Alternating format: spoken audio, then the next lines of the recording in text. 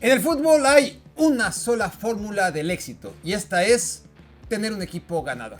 Cuando tienes un equipo ganador es cuestión de tiempo para que se vuelva popular. Y cuando tienes un equipo popular necesitas construir un estadio grande para que quepan todos. Pero hay excepciones. Hay equipos grandes que todavía a estas alturas juegan en estadios chicos.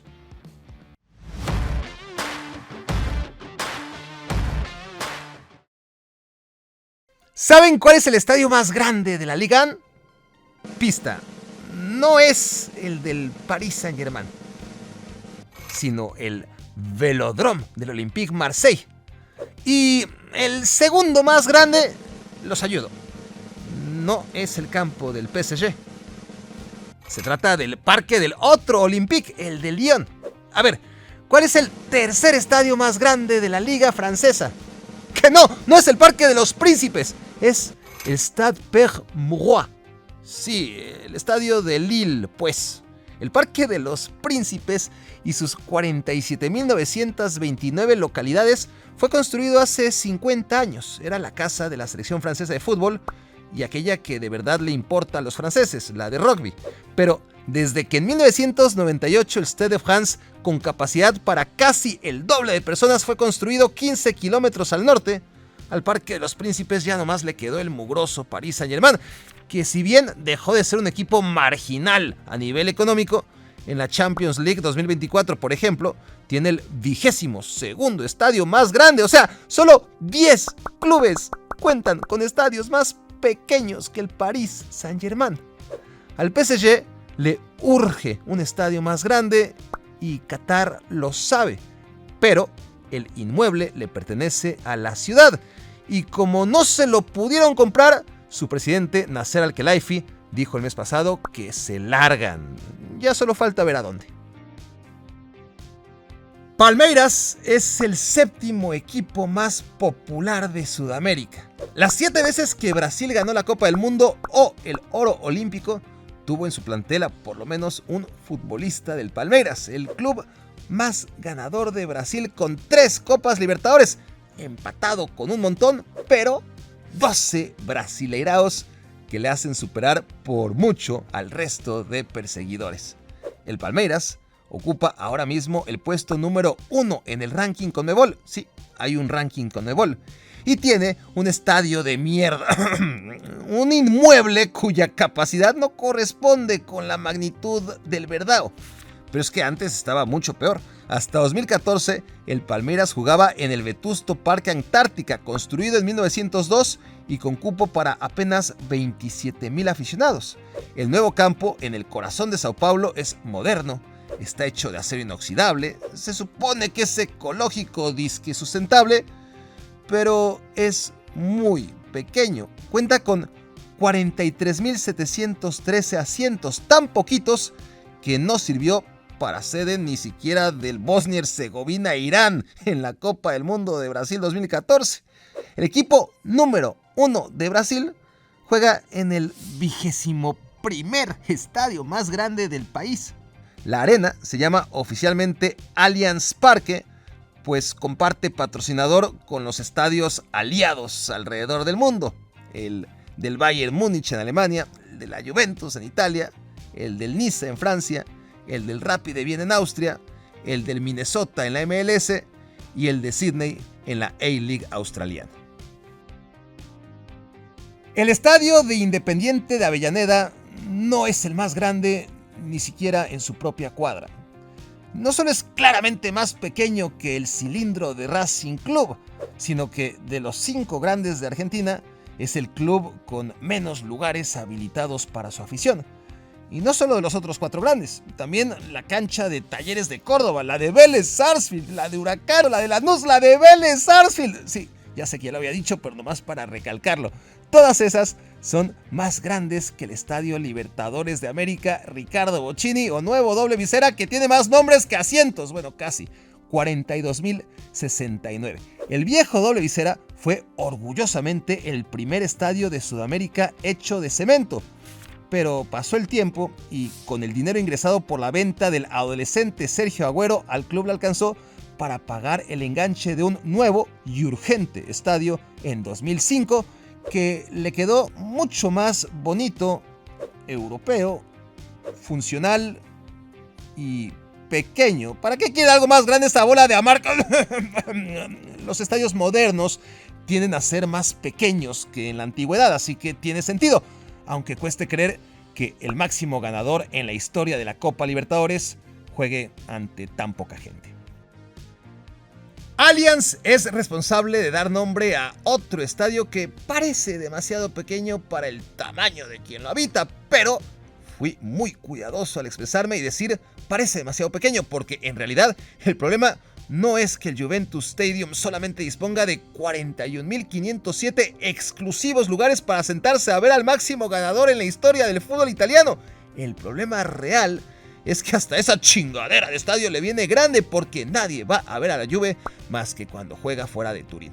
El estadio delle Alpi fue construido para el Mundial de Italia 90 y se convirtió en la nueva casa de la Juve. El pobre estadio solamente duró 16 años de vida. Tenía 69.000 asientos y le quedaba extra grande a la vecchia señora Di Calcio, que decidió tirarlo y construir un nuevo estadio a su medida, la mitad de grande, sin esa pista de atletismo alrededor que tanto indignaba a la afición, techo para que nadie se moje y 15 años más moderno. La Juve se transformó en el primer club italiano con cancha propia y no de la ciudad. Pero dos cosas no han podido cambiar. El estadio sigue estando muy lejos de la civilización y su afición sigue siendo demasiado amarga para tomarse la molestia. El estadio del Chelsea es más pequeño que Old Trafford, obviamente. Más chiquito que el del Tottenham Hotspur. Pues sí. Más diminuto que el del Arsenal. Sí, ¿qué le vamos a hacer? Más enclenque que el del West Ham. Eso ya empieza a doler. Más enano que Anfield. Bueno, más reducido que el del Manchester City, menos grande que el del Newcastle United, más minúsculo que el del Sunderland, más insignificante que el del Aston Villa. Con espacio para 40.341 espectadores, Stamford Bridge hace del Chelsea el club con el estadio más pequeño entre los equipos top del fútbol europeo. Chelsea lleva 20 años tratando de encontrar un nuevo estadio o reconstruir el que tiene, pero ha tenido peor tino para resolver su problema que Nicolás Jackson de cara al gol. La encrucijada es que en el sitio en donde se encuentra el estadio no hay espacio para hacer gran cosa, y en el resto de Londres ya no hay lugar para edificios. Olvídate de hacer hueco para un estadio. Encima, Stamford Bridge no le pertenece al club, sino a los aficionados que protegen lo suyo y se resisten a perderlo. En fin, un lío mayúsculo evita que el Chelsea tenga un estadio a su medida. Al Estadio Monumental de Buenos Aires le caben 85.000 almas. 80.000 asientos alrededor tiene el campo del Universitario de Deportes en Lima. 73.000 es el cupo del Mané Garrincha en Brasilia. Digo, por solo seguir hablando de estadios capitalinos. 60.000 entran en el Centenario de Montevideo. 48.000 en el Estadio Nacional de Chile. El Defensores del Chaco paraguayo tiene aforo para 42.000. 41.500 entran a la cancha de Liga de Quito. 41.000 al Hernando Siles de La Paz.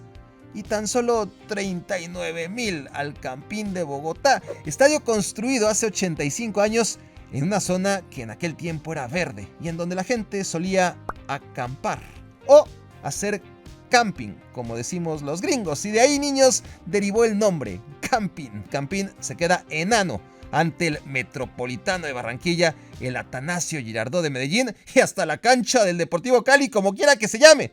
Tan inútil se volvió el Campín que tiene las horas contadas. Ay, ya me sentí mal, no estaba tan mal. La idea es demolerlo y construir básicamente una réplica del nuevo Bernabéu en su lugar, con techo retráctil y toda la cosa, para ver si así lo dejamos en paz. Este estadio ha ido creciendo gracias a la suscripción de varios de ustedes y llegamos al punto en el que ahora mismo tenemos un número muy interesante, 349.000 suscriptores. Estamos cerca de un número muy bonito, cerrado, 350.000 por si se lo preguntaban. Así que si no te has suscrito todavía, este es tu momento. Lleguemos ya a 350,000 suscriptores. Al principio, en 1910, año en el que fue inaugurado, era literalmente el parque donde jugaba el equipo de los trabajadores de la Philips a unos metros nomás de la fábrica. 5 años después, el PSV construyó su primera grada, 550 espectadores. 17 años más tarde, estamos en 1933, ya cabían 900 espectadores. Y así fue creciendo el estadio desde hace 115 años, anclado en el mismo sitio, hasta llegar a los 35,119 de la actualidad.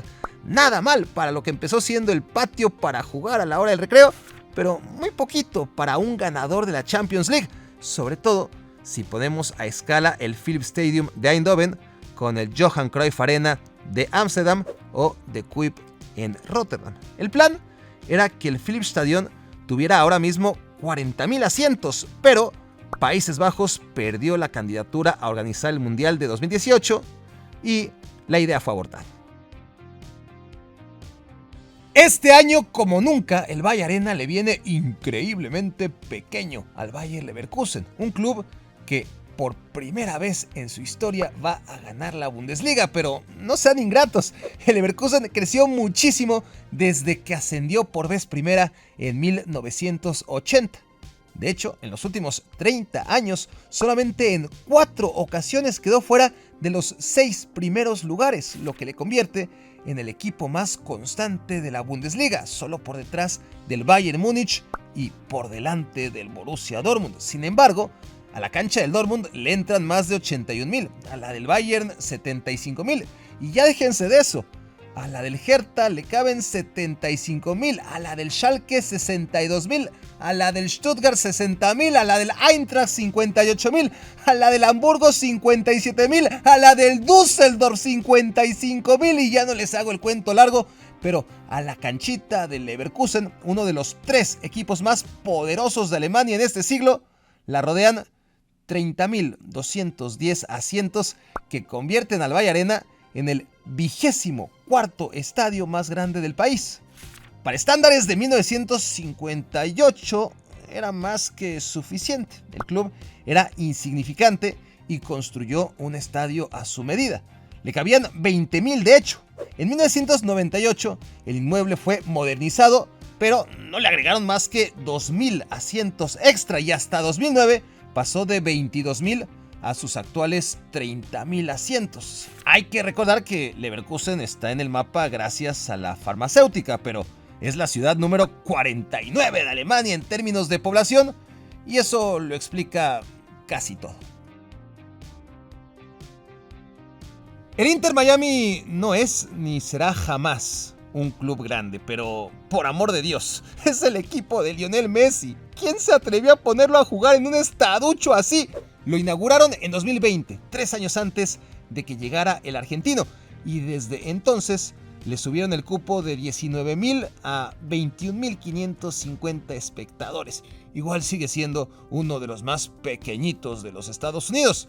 Pero oigan, si cada asiento para ver a Messi cuesta 5 veces más caro que un asiento promedio de la MLS, entonces cada lleno en la cancha del Inter Miami equivale a más de 100,000 personas en términos económicos, que por supuesto es lo único que les importa.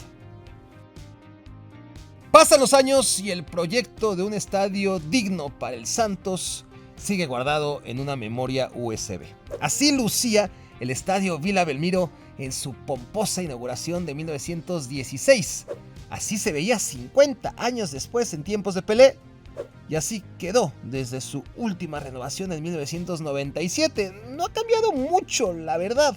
Por un lado, es de lo más romántico que un equipo tan histórico siga jugando en semejante posilga. Por el otro, es triste e indignante que el club único en el que Pelé jugó en la élite, el 3 veces ganador de la Copa Libertadores, máximo ganador del Brasileirao solo por detrás del Palmeiras, único equipo en la historia que junto a Flamengo y Sao Paulo se las había ingeniado para no descender hasta que ocurrió lo inevitable en 2024. Es triste e indignante, les decía, que su estadio solamente tenga 16.798 asientos disponibles para sus aficionados. Pero lo que es peor, ni así se llena. Ocurre que Santos es una ciudad enorme. El club tiene una historia única, pero en realidad cuenta con muy poquitos aficionados. Apenas el 2.2% de los brasileños se declara hincha de Santos. Es el 9º equipo más popular del país, lo que igual no justifica que en Brasil existan 74 estadios más grandes que el del club en el que nació y murió el Rey Pelé. Cuando pensamos en el fútbol griego, a la mente nos viene pasión en las tribunas, intimidantes estadios gigantes de Olympiacos y Panathinaikos, que en realidad, en el caso del segundo, apenas alberga 16.003 espectadores. 9 clubes en Grecia juegan en estadios más grandes que el viejo campo del Leóforos, la pequeña casa del segundo equipo más popular del país.